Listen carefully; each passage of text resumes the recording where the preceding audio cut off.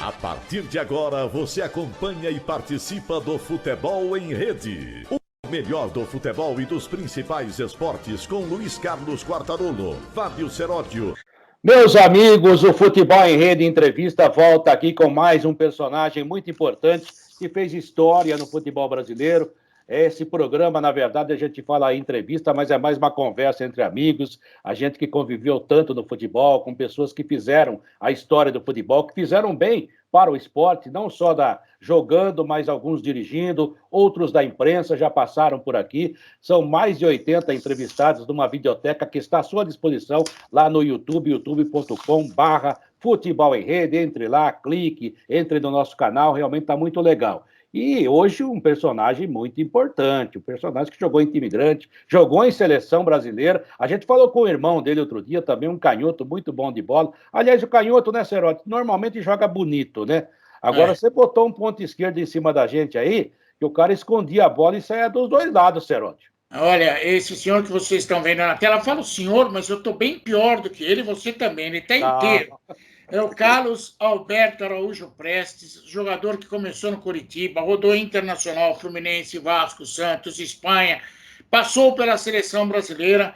E eu vou contar um negócio para você, Quartarolo. Eu morei no Rio de Janeiro quando esse cara resolveu arrebentar com tudo que acontecia no Rio de Janeiro. Ok? Então, tenho muita coisa para falar com ele, mas eu vou te dar o prazer de fazer a primeira pergunta. Afinal de contas, ele jogou no seu Santos. Jogou mesmo, no meu ex-Santos, porque enquanto o Fernando Diniz estiver lá, não torço mais pro Santos. É brincadeira, né? Vamos em frente. Agora, esse é o Tato, né? Que é irmão do Paulo Roberto, que falou com a gente há pouco tempo, grande jogador. Eu gostava muito de vê-lo jogar. Ele tá igualzinho à época do jogador, não dá nem para apresentar ele. Todo mundo percebe que é o Tato. Não, se ele entrar em campo, se ele passar na frente de certos estádios, ele acaba jogando, porque o que tem de nego ruim jogando... Ô, Tato, prazer em tê-lo aqui, obrigado por nos atender, né? Eu vi você jogar, eu entrevistei na sua época de Fluminense, de seleção brasileira. A gente tem uma convivência não tão próxima, porque eu sou de São Paulo, né? Mas a gente se lembra muito de você. Obrigado por nos atender. Fala onde você tá, de onde você está falando, como é que você está convivendo com essa pandemia aí e como é que está a vida, Tato? O prazer realmente é meu estar conversando com vocês, de poder ter esse bate-papo aí. Né? É sempre prazeroso relembrar histórias do futebol, da vida da gente, como ela se passou. Bom, estou morando em Curitiba, né? Um calor monstro, 3 graus de mínima, 12 de máxima, então tá uma beleza. Mas está tudo bem, graças a Deus, estamos trabalhando, sobrevivendo até agora sem um arranhão na pandemia, né?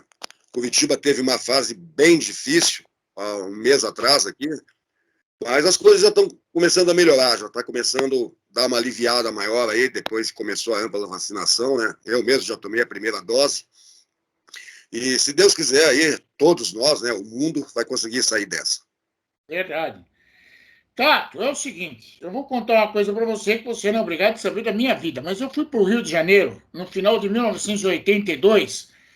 Então eu peguei o tricampeonato carioca do Fluminense, 83, 84, 85. Eu estava no Maracanã no primeiro jogo, gol do Romerito contra o Vasco da Gama na decisão do Campeonato Brasileiro de 84.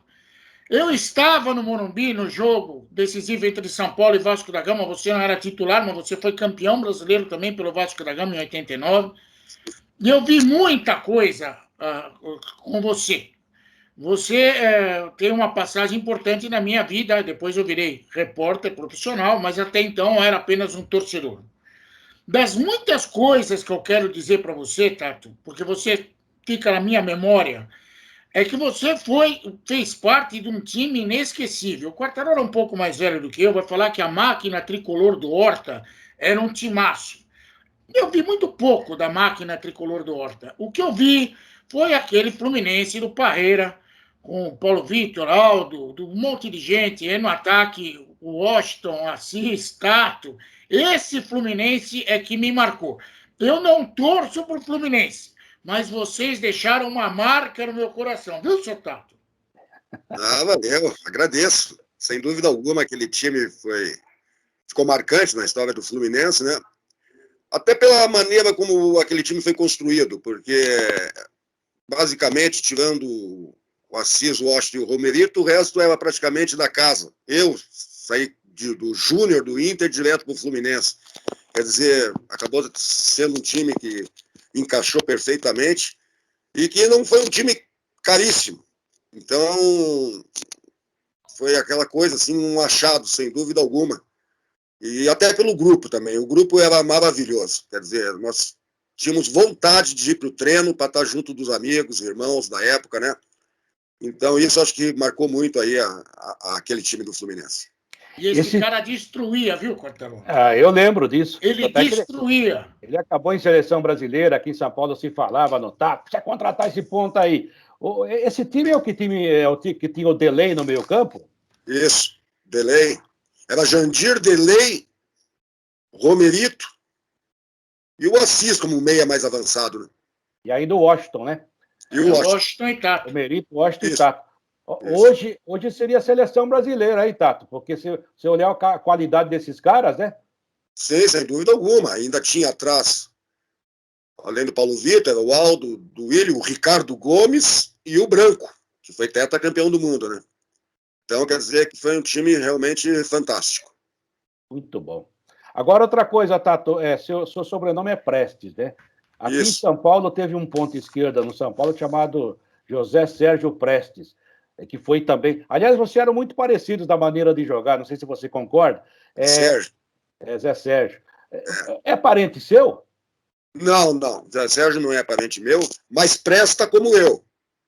Presta.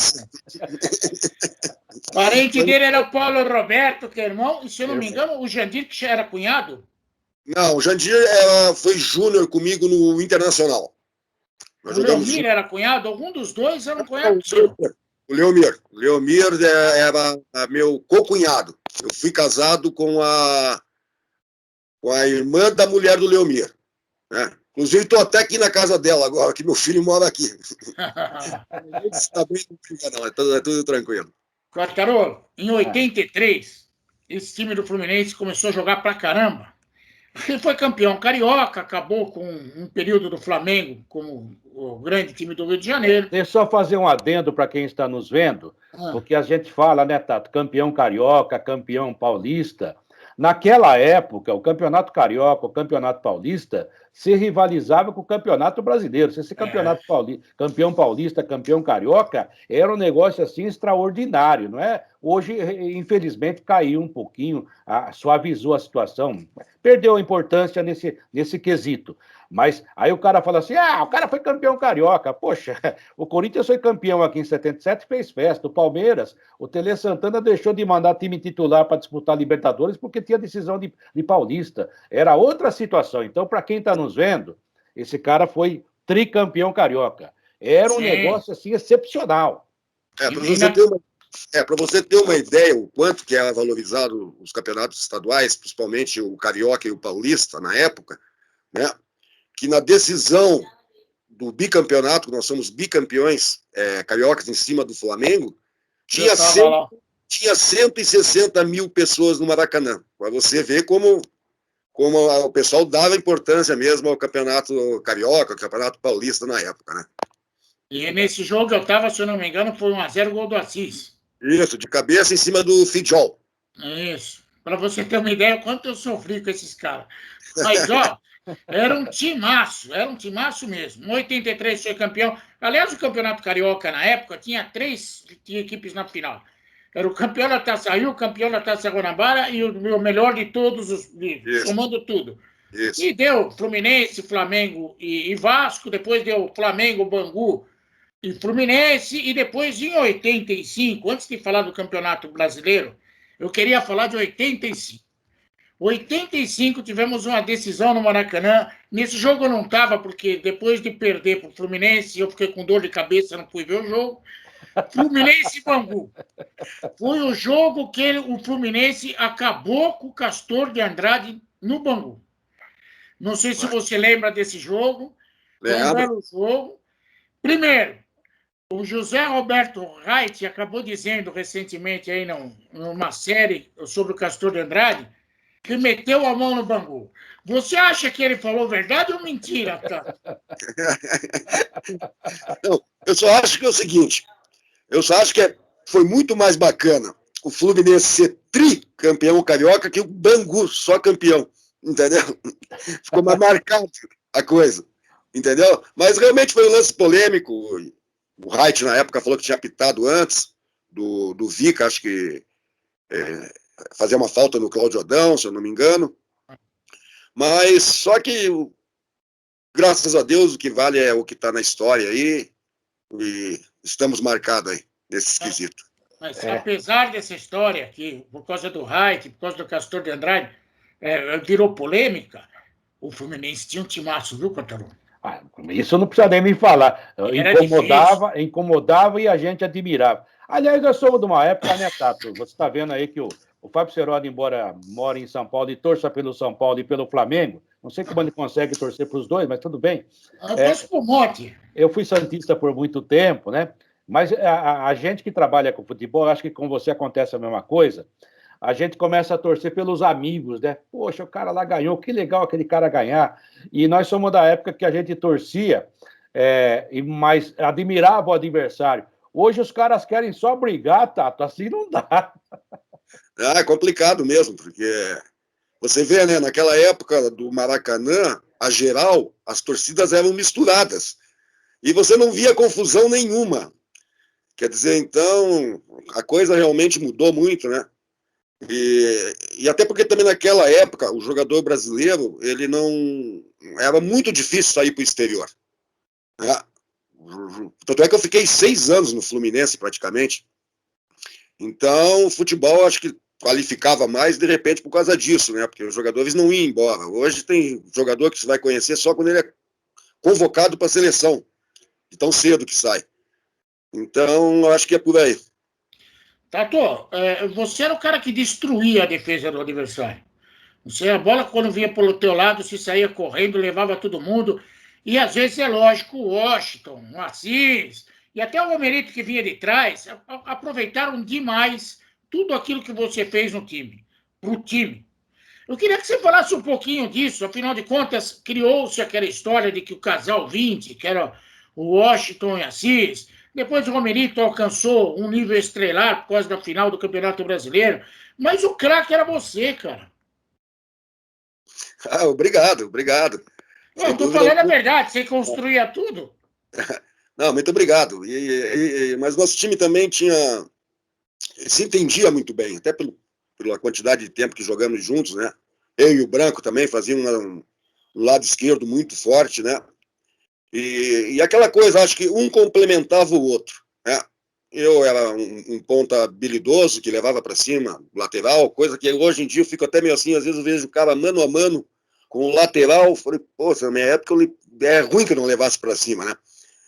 E tinha o Washington e o Assis, que eram dois, tinha até um treinador, não me lembro o nome do treinador, acho que era Luiz Henrique. Tato vai no fundo, cruza para os 2 edifícios na área, para os 2, aquele hotel redondo, preto que tem no Rio de Janeiro lá, que tinha. No Meridian. Não é o Meridian, no Hotel Nacional, acho, que é um todo preto, de vidro, redondo. Cruza os 2 hotéis Nacional que tá lá dentro da área, que é o Assis e o Washington, que cabeceavam muito bem, né? Pô, os caras eram fora de série, além de serem alto, cabeceavam muito bem. Então a gente se complementava, né? O Delay é um excelente lançador, tocava muito bem a bola, o Romerito não parava em campo, se mexia por tudo quanto é jeito. E eu acho que o boom desse time foi realmente isso, um complementando o outro, dentro das suas qualidades, né? Naturalmente. Guardadas as devidas proporções do tempo, da época, né, Tato? Claramente, fisicamente, o futebol evoluiu muito, a medicina esportiva evoluiu, né? O Branco já era um lateral moderno na época, né? Que era um cara que chegava, fantástico. O próprio Aldo foi um grande jogador, grande lateral, muito bom jogador. Isso que eu queria chegar. O Fluminense da época, como vários times brasileiros, faziam o que hoje se diz que é moderno, né? Porque o Fluminense era um time moderno, um time que se mexia o tempo todo, e com jogadores que se projetavam e abriam espaço, davam opções. Não era um time estático, muito pelo contrário. Você era ponta esquerda, ok, mas você não ficava lá pertinho da linha de fundo esperando a bola chegar. Ao contrário, você participava o tempo todo, né? E tem essa coisa que você falou, que eu também sinto saudade. Parece que o jogador está com medo de driblar, Tato. Sem dúvida alguma, cara. Eu fico pensando assim, às vezes quando vejo jogos na televisão, né? E, pô, o cara tá mano a mano, uma jogada individual, um drible, você abre uma defesa inteira. Tem que tentar. Não sei que são os treinadores de hoje em dia, que de repente pede só, tá ficando só hoje muito nesse tic-tac aí. Toca pra lá, toca pra cá, toca pra lá, toca pra cá. Aí não saem do lugar. E realmente, como você falou, os times já eram um time moderno para a época. Se você pegar o Jandir, ele já era um volante que saía pro jogo pra caramba. Na realidade, eu jogava só com um volante, que era o Jandir. Que o Delay era meia, o Romerito era meia, o Assis era meia. E eu também tinha essa, como você comentou aí, eu voltava para marcar lateral, voltava para fechar o meio-campo, né? Condição física boa que eu tinha. Então, realmente, o nosso time, para a época, já era um time assim, bem atualizado. Deixa eu só fazer uma perguntinha mais para ele sobre isso, ô Seródio. É porque tem outra coisa que me irrita muito no futebol atual. Talvez eu que seja chato, viu, Tato? Esse negócio que o cara vai bater escanteio e atrasa a bola para o próprio goleiro, eu não aguento mais. Eu não aguento mais. Complicado, né? Complicado. E saber que hoje em dia, né, você vai pegar os gramados. Na minha época, os gramados, o Maracanã, o próprio Morumbi, o Olímpico, o Mineirão, eram tudo grama de jardim. Quer dizer, para você levar a bola em velocidade, e não era esse tapete que é hoje em dia. Porque hoje em dia é um tapete, né, os gramados. Você tinha que ter habilidade, senão você não conseguia, a bola ia dar na canela mesmo. Né? Então, tudo isso é para facilitar a vida do jogador, né? Sem dúvida alguma, né? Pega o material dos jogadores aí, esportivo, chuteira, aquelas coisas. Na minha época não tinha chuteira colorida, era a preta mesmo, a chuteira raiz, né? E o material da bola, tudo mais, né? As condições que eles dão hoje em dia para o jogador, desde a alimentação até a parte médica, essas coisas todas aí, que ajudam muito o jogador, né? E procurar. Eu acho que é o seguinte, eu tenho uma ideia, eu até estava conversando com o Alex, esse tempo atrás aí, que categoria de base, por exemplo, eu fui criado jogando bola, acabava a aula, ia para casa, almoçava, esperava um pouquinho, ficava a tarde toda jogando bola em campinho, em campo, em terreno baldio, essas coisas, a tarde inteira, né? Quer dizer, isso dá uma condição, uma habilidade a mais, né? Porque não é coisa plana nem nada. Quer dizer, é pegar você desde quando começa a base, começa lá com 10, 11, 12, 13, 14, 15 anos, é pegar um ex-jogador, não qualquer ex-jogador, cara que tenha condições, né, de poder ensinar o futebol e a se portar como pessoa também, né? E treinar muita finalização, drible. Não pedir, eu não quero ser campeão infantil. Eu quero ter esse jogador para quando chegar no profissional, tá bem preparado. Botar a parte tática, deixa eu botar a parte tática lá para. Claro, você vai inventar como é que tem que jogar, não sei o quê, mas. E deixar jogar, porque hoje, esse tempo atrás, eu vi um jogo aí, acho que de categoria 12 anos, filho de um amigo meu aí, que joga acho que no Curitiba. Cara, os piá tentavam dar um drible, perdiam uma bola, o treinador xingava os piá. Só pede para marcar. Acaba. Cara, isso aí não vai desenvolver o moleque, porque com 12 anos ele está criando a personalidade dele ainda. Quer dizer, deixa jogar e lá na frente, quando chegar aos seus 15, 16 anos, ele vai começar a cobrar. Porque o que interessa é o cara estar pronto para o profissional. E uma coisa que eu também acho que não tem hoje e que ajuda muito, que na minha época tinha, né? Preliminar. Hoje os gramados, no dia que não estiver chovendo, tem amplas condições de ter uma partida anti-preliminar. Porque daí o moleque já vai se ambientando também com torcida. Porque a cobrança na preliminar também tem em cima dos moleques da torcida. E isso já vai amadurecendo o garoto para quando chegar no profissional, ele está mais que pronto para poder atuar. Tato, dos treinadores que você pegou, é lógico, virou estrela, técnico da seleção brasileira, que é o Carlos Alberto Parreira. E eu convivi com o Parreira durante um bom tempo no Corinthians, o Quartarolo também conviveu com o Parreira lá no Corinthians. E quando a gente conversava sobre futebol, você, é lógico, já deve saber disso. Adivinha o que ele falava? O Fluminense de 84. Existia essa consciência de que aquele time foi moldado de uma forma que era quase imbatível? Aquele time começou a ser montado, o Romerito não estava ainda, pelo Cláudio Garcia, né? Cláudio Garcia que montou aquele time. Tem até um episódio, assim, que quando eu estava comentando lá do garoto ter personalidade na hora que chega no profissional, que em 83, o Paulinho, que é o ponto esquerdo da seleção de júnior, acho que foi campeão mundial, não me lembro, estava arrebentando. E os jogos passavam direto na televisão. E ele arrebentando, mas arrebentando com os jogos, né? O Paulinho foi um baita de jogador também, puta ponto esquerdo, né?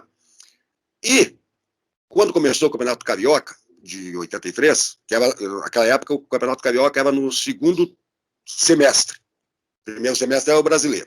O segundo semestre era o Carioca. Eu me lembro que o Cláudio Garcia, nós fomos fazer uma excursão Norte e Nordeste e o Paulinho estava na seleção. E nessa excursão Norte e Nordeste eu arrebentei. Né? Uma excursão de jogos amistosos e tudo mais. Eu arrebentei.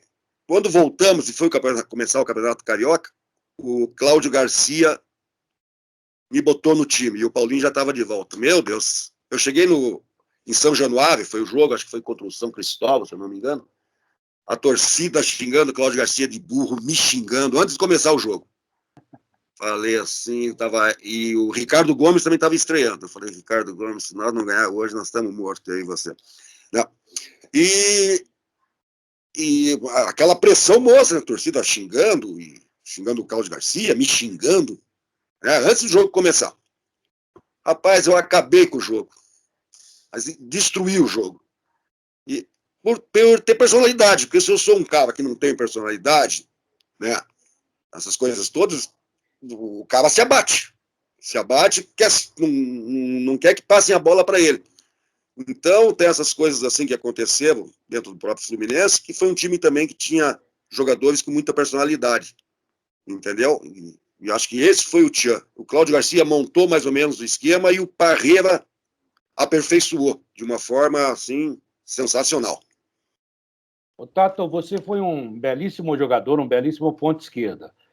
Você tem um ídolo, ou pelo menos, eu, por exemplo, até por ter sido santista, né, sou santista, o Edu, para mim, nossa senhora, é um negócio impressionante. Você deve ter visto jogar.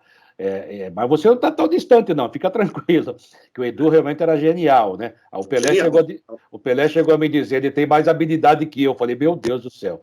Agora, e o canhoto, eu comecei aqui falando, e é verdade, o canhoto sempre joga bonito, né? Raramente o canhoto joga feio. Ele tem um estilo de jogar que é marcante, né? Os grandes jogadores com a perna esquerda, você sabe como é que é. Se bem que você saía com a direita de vez em quando também.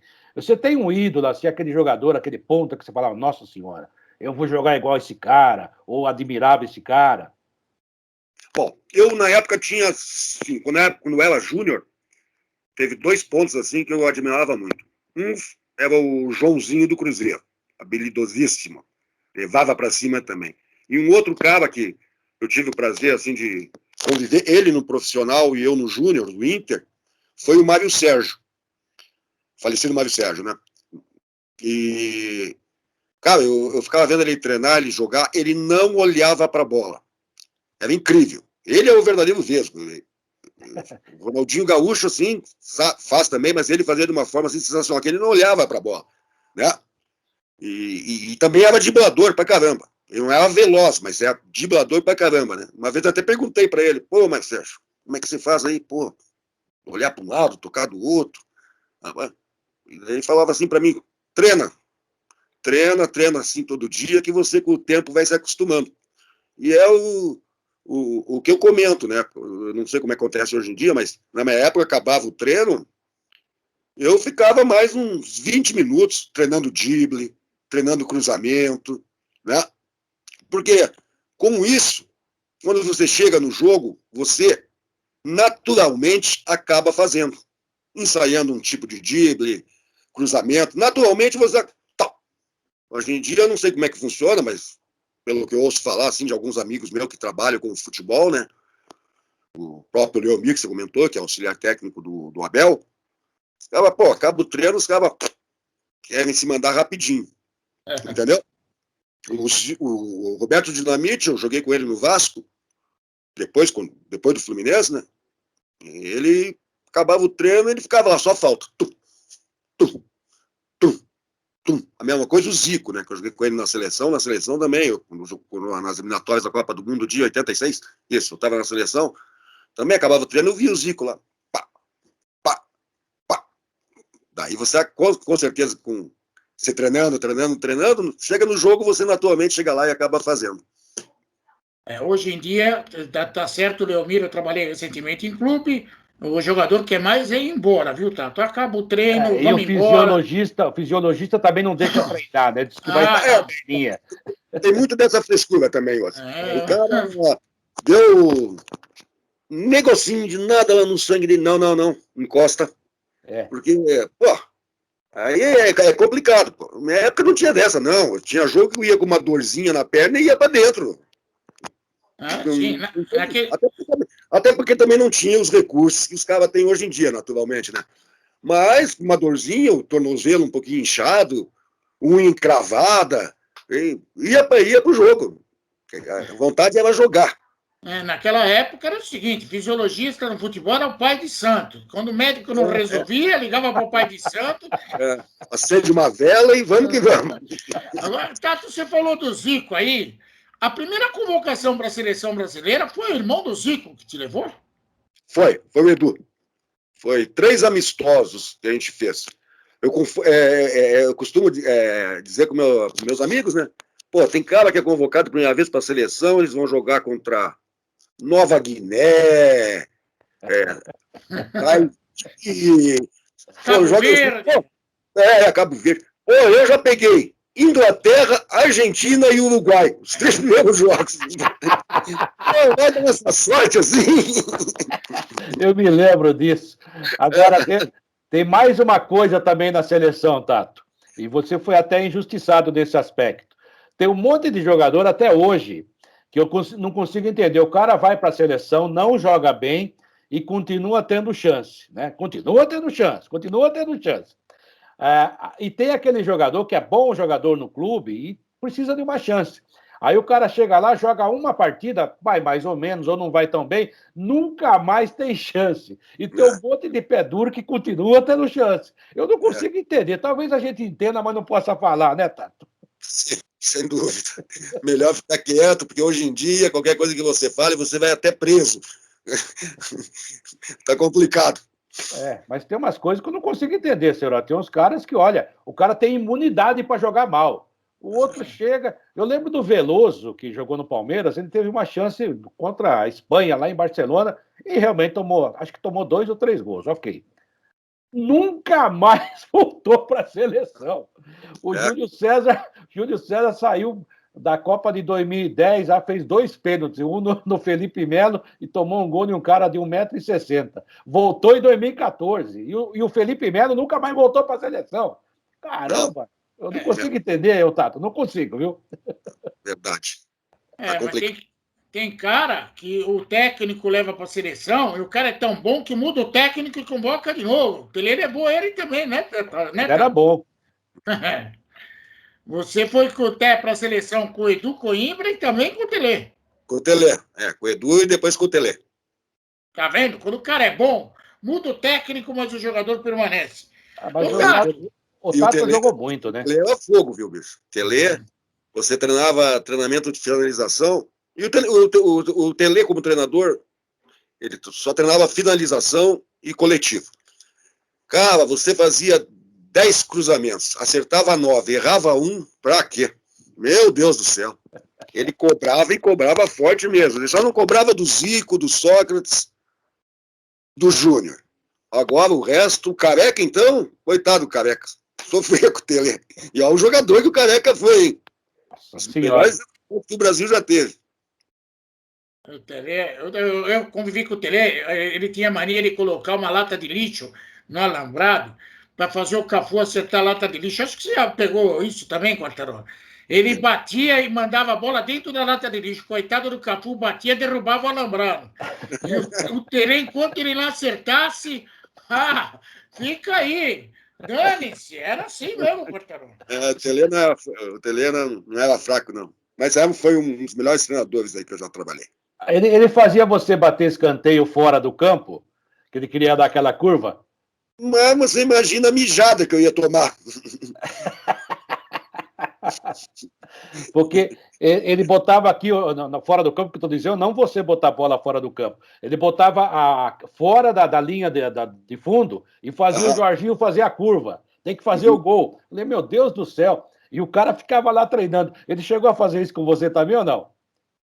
Não, esse tipo de coisa não, mas era mais treinamento de cruzamento, essas coisas tudo, ele era super exigente. Mas exigente mesmo. Demais, né? Tato, eu tenho uma curiosidade. Eu tenho uma curiosidade, porque você era um grande ídolo do Fluminense e foi parar no Vasco. Eu já não estava mais no Rio de Janeiro. O que aconteceu que você foi parar no Vasco? Eu fui vendido para a Espanha. Aliás, eu tinha sido feita uma troca entre eu e o Jefferson do Botafogo, mas na última hora surgiu uma oportunidade de ir para a Espanha, que o Castro Gil, na época, era diretor do Fluminense, e ele era espanhol. Aí surgiu a oportunidade de ir para o Elche, da Espanha. Né?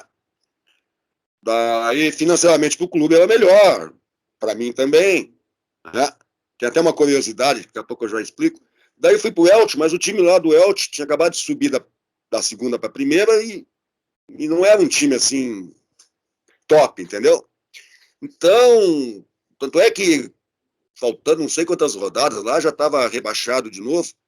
Daí surgiu a oportunidade de eu vir para o Vasco, porque o Vasco estava montando uma série Vasco até, por sinal, porque aquele time de 89 também tinha Bebeto, tinha Luiz Carlos Vinck, Mazinho, tinha o Andrade, Bismarck, quer dizer, eu, Vivinho, quer dizer, um super time. Né? Daí que acabou voltando pro Vasco, né? Pô, aí eu ouvi com o Miranda, conversei com ele, tudo mais, falou do projeto do Vasco, tudo, falei, opa, vou dar pro Vasco, né? Ficar lá na segunda divisão da Espanha ia ficar complicado. Por isso que eu vim pro Vasco. E comentando sobre o que eu estava falando, quando eu fui vendido pro Elche, na Espanha, algumas coisas mudavam, né, no futebol. Eu já tinha sido campeão brasileiro, tricampeão carioca, seleção brasileira, e fui vendido por $300 mil. $300 mil, acho que nem roupeiro os caras compram mais. Hoje em dia, você vê como mudou o futebol, né? Mudou por causa da tecnologia também, isso, sem dúvida alguma, né? Você está do outro lado do mundo, lá você vê jogo aqui no Brasil. Verdade. Não, e o Elche era um time pequeno e continua um time pequeno. Realmente não é. Você era muito grande para o Elche. Agora, em meio a tudo isso, houve um problema familiar seu. Sua esposa foi assassinada, me parece, morreu, faleceu. E também isso mexeu demais com você, né? Não, porque eu já estava separado. Ah. E daí eu já estava separado e já fazia o quê? Uns 3, 4 anos que eu já estava separado dela, e eu estava morando em Curitiba já, inclusive nessa época, quando aconteceu essa desgraça, né, que aconteceu. Mas hoje eu tenho um filho com ela, que é o Igor, né, que mora aqui em Curitiba, e tenho o Gustavo, que é do meu segundo casamento, que eu estou aqui na casa dele agora. Poxa vida. Até me desculpe lembrar disso aí, o Paulo Roberto tinha falado sobre isso. Mas... Não tem problema, porque foi notícia no Brasil inteiro, acho que até na Veja saiu, Escambau 4, mas só que eu já estava separado. Claro que a gente fica com sentimentos, porque ela é a mãe do meu filho, então, mas foi coisas que acontecem, foi erros que ela cometeu na vida que, infelizmente, aconteceu isso. Numa época, né, Seródio, que o Rio de Janeiro era mais calmo que hoje, né, tá? Era um pouco mais calmo. Se bem que essa época que aconteceu tudo isso, eu morava no Rio e fui sequestrado. Mas tudo bem, isso também acontece. Era coisa simples. O que era mais legal... No Rio de Janeiro eu nunca fui assaltado, mas 2 anos atrás, aqui em Curitiba, no centro da cidade, fui entrar no carro para voltar para o trabalho, os caras chegavam armados e levavam o meu carro. Tu vê só como é que a coisa tá. A coisa tá espalhada mesmo. Tá, não tem jeito. Agora, uma coisa, você falou da curiosidade do Elton e tal, quero voltar para o futebol, porque eu tenho uma outra curiosidade. Você, quer dizer que você teve uma conversa com o Eurico Miranda, o simpático Eurico Miranda, que devia estar com charuto na boca. Eu conheci bastante o Eurico, tá? O charuto na boca, e deve ter dado uma cantada em você, porque geralmente ele prometia mundos e fundos na hora de pagar. Olha, eu acho que nesse quesito eu dei sorte, porque tudo que ele me prometeu, ele cumpriu. Eu costumo dizer que o Eurico Miranda, naquela época ele era diretor, o presidente era o Calçada. Calçado. E o Eurico Miranda, para os outros times, ele era terrível. Mas para o Vasco, não. Mas para os outros times, o Eurico Miranda, meu amigo, os caras têm que tomar... Não, tinham que tomar cuidado, né? Infelizmente ele também faleceu. Mas aquele time, acho que não tinha nem como dar migué, porque só tinha cobra criada, só fera, só jogador de seleção. Então, a coisa caminhou direitinho. E ele falou de todos os caras que jogaram no Vasco da Gama e esqueceu do Sorato, que fez o gol do título.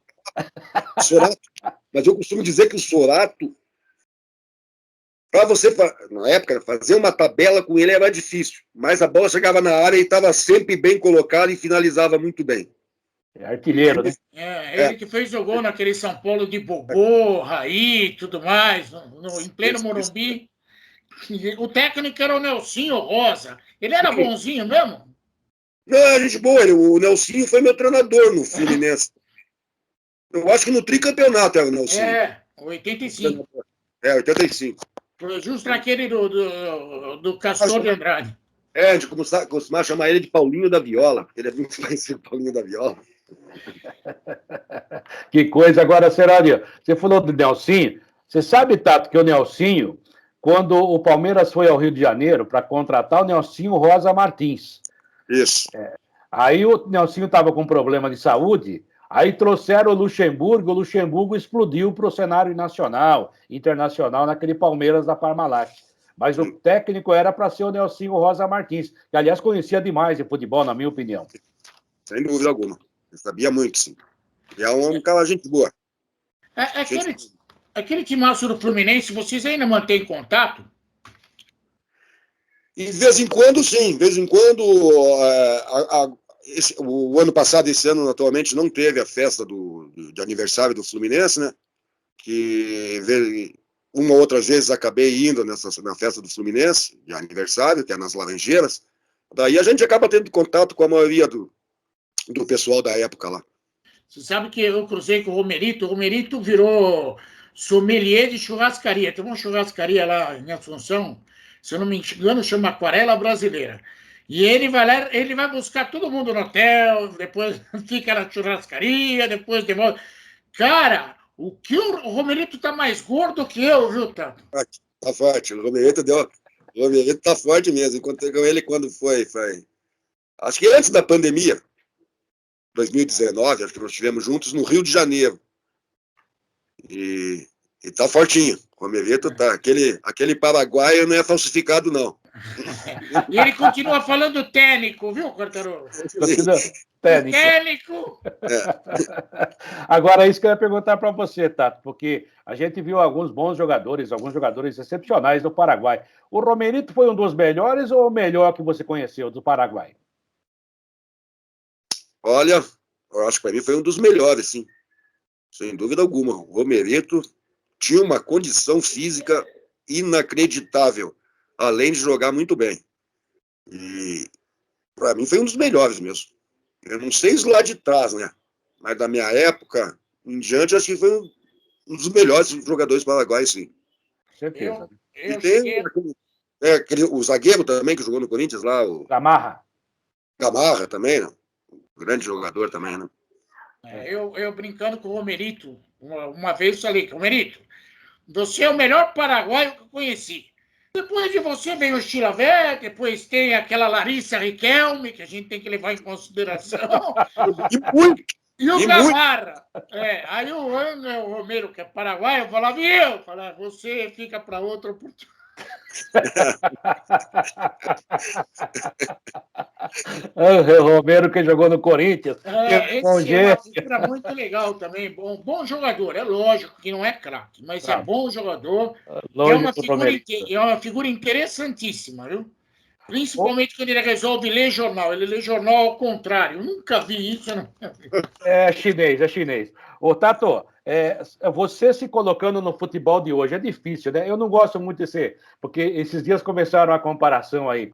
Romário jogaria em 70? Aí um fala, jogaria. Eu não gosto de mexer em time que ganhou. Time campeão é o time campeão. Foi campeão porque aqueles caras estavam lá. Não adianta tentar botar outro no lugar que não tem nada a ver. Mas vale a discussão. Você hoje no futebol seria mais ou menos quem? Ou seja, em que time você poderia jogar? Eu acho que com Em a bola. todos. No Brasil, com certeza. E na Europa também. Mas na Europa jamais ele jogaria no Elche. Ele iria para um time muito melhor, com certeza, com a bola que ele tem. Tem nego que está sendo vendido por aí por 40 milhões e não consegue, só sabe correr, né? Mas vamos mudar de assunto. Otávio, em que situação você acha que você se colocaria no futebol de hoje? Guardadas as devidas proporções de tempo, tudo, né? Bom, eu acho que a minha característica sempre foi de ser um jogador driblador. Né? Sem dúvida alguma, como você comentou antes, na época que eu jogava no Fluminense, como aquele time já era um time bem atualizado para a época de hoje, eu acho que naturalmente eu seria um atacante, porque hoje não tem mais ponta, mas um atacante pelos lados do campo. Né? E acho que mudando uma ou outra característica, sei lá, mas eu acho que seria mais ou menos por aí, jogando um atacante pelo lado do campo. Ou um meia, quem sabe, meia esquerda avançado, né? Tato, para mim você é um cara consagrado, um grande ídolo do futebol. Para você só faltou uma Copa do Mundo? Um título que nem de Copa do Mundo? Pô, cara, sem dúvida alguma, eu acho que Copa do Mundo é Copa do Mundo, né? Copa do Mundo, o cara fica marcado pela eternidade, o cara que vence uma Copa do Mundo, né? Sem dúvida alguma, gostaria muito de ter participado de uma Copa do Mundo, né? E, inclusive, na época que teve a convocação para a Copa de 86, eu fui para as eliminatórias. Realmente, nas eliminatórias, nos treinamentos, arrebentava. Me lembro até um dia que a gente estava concentrado na Toca da Raposa. Naquela época, a eliminatória era diferente, né? Era por grupos, né? E eu tô voltando para o quarto, e quando você volta para o quarto, você tem que passar pelo restaurante. Daí estava sentado numa mesa o Tele Santana, o Julite Coutinho, que é acho que o presidente, e o Gilson Guedes, que era diretor da CBF. Aí o Tele, tô passando, o Tele me chamou. Tato, vem cá. Eu já disse, eu falei, ih, cacete. Será que eu fiz alguma merda? Vou ser dispensado? Senta aí. Aí, tá. Oi, pode falar? O cara me elogiou barbaridade, o Tele Santana. Eu falei, porra, agora vai ser uma beleza, hein? Agora vou ter uma chance, porque o Éder não estava muito bem nas eliminatórias, né? E daí eu me lembro que teve um jogo Brasil e Bolívia, eu acho que no Morumbi, né? Pelas eliminatórias. E o Brasil não estava bem, o Éder não estava bem, o Brasil não estava legal. E o Tele pegou e deixou eu e o Careca fora do banco, porque na época era só 5 no banco. 5 jogadores, né? O goleiro e mais 4 jogadores. E você acredita que o Brasil empatou acho que 1-1 esse jogo, pelas eliminatórias, se eu não me engano, e a torcida de São Paulo, que na época era uma rivalidade, Rio-São Paulo. Era mesmo. Muito grande. A torcida toda gritando o meu nome, para você ver, né, a fase que eu tava. Mas são coisas que acontecem no futebol, de uma hora para outra, de repente muda tudo, muda a cabeça do treinador, muda isso, muda aquilo, mas felizmente, pelo menos eu tive o prazer de conviver com feras como Zico, Cerezo, Oscar, Júnior, Leandro, os melhores laterais que eu já vi jogar na minha vida, o Leandro, por sinal, né? E ter convivido com esses caras todos aí que, para mim, foi fantástico. Você falou, já estamos nos encaminhando para o final do papo, Tato, mas você falou duas coisas que me tocaram muito. Primeiro, eu acho também o Leandro, para mim, é o maior lateral que eu vi jogar. Eu não vi jogar o Carlos Alberto Torres, que dizem foi um monstro, o Djalma Santos, com certeza esses caras jogaram demais. Mas dos que eu vi jogar, ele era um gênio, né? Excepcional. E esse jogo contra a Bolívia, você tem razão, eu estava lá. Seródio, nesse também eu estava. Aliás, eu fiz toda aquela eliminatória pela Rádio Record. E eu me lembro que o Éder teve um problema. O Éder acho que nem foi para a Copa, ele teve um problema de indisciplina, né? E foi cortado. Quando aconteceu isso, toda a imprensa de São Paulo, e eu inclusive, a gente apostava que o ponta seria você. Né? Sim, sem dúvida. A imprensa acho que do Brasil, até o Jô Soares, quando ele tinha um quadro. Bota a ponta. Bota a ponta, Tele, leva o Tato, até porque o Jô Soares é tricolor também, né? É fluminense, né? E vários artistas também davam depoimento. Pô, tem que levar o Tato. Realmente dava bem, tinha acabado de ser tricampeão carioca, escambau 4. E tava voando, e voei baixo nas eliminatórias, nos treinamentos. Né? Voava baixo. Mas, fazer o quê? Vamos lá. É a vida então, que segue. Isso que eu queria saber. Quando o Éder não foi mais, daí todo mundo... Bom, o Tato agora vai ter a chance. E o Tele, que te elogiava tanto, acabou esquecendo você no Brasil. É que o Tele, ele tinha uma fama de teimosia. Né? Muito. E o Brasil todo pedia para me colocar, porque o Éder realmente não estava bem nas eliminatórias. E o Brasil todo, a imprensa, né, porque naquela época a imprensa entrava no campo e cobria coletivo, cobria treinamento. Né? A gente entrava no vestiário, né, Tato? Eu estava lá no vestiário, não é essa frescura que é hoje. Né, e a imprensa toda, os torcedores, sei lá, não sei se foi teimosia dele, de ser do contra, mas foi bom, foi super marcante na minha vida, né? Isso é um legado que eu deixei para o futebol e para a minha vida.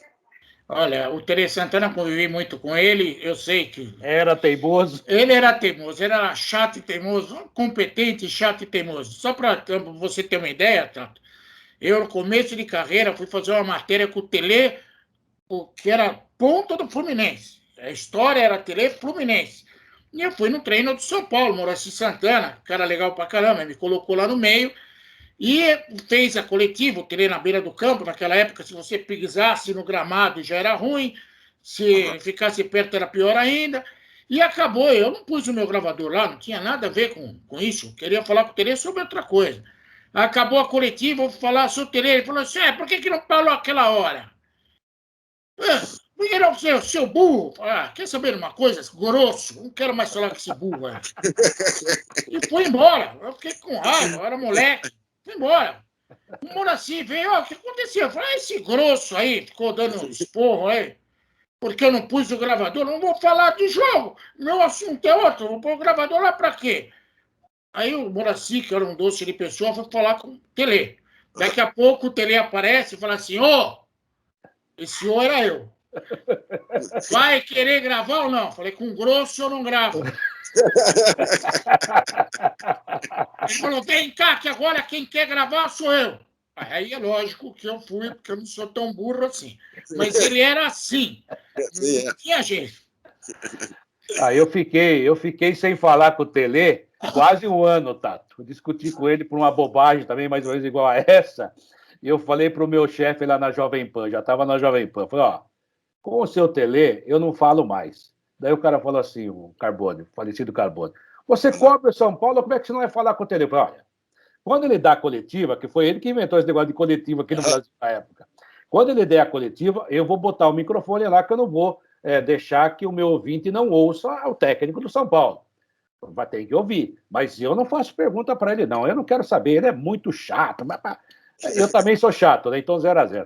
Aí depois, naquele torneio de Cádiz da Espanha, que ele brigou com o Luxemburgo, eu estava lá, E daí que a gente voltou a conversar. Ele falou assim, por que você não fala mais comigo? Eu falei, porque o senhor é muito chato. Aí ele falou assim, você também é. Eu falei, então tá 0-0, então tudo bem.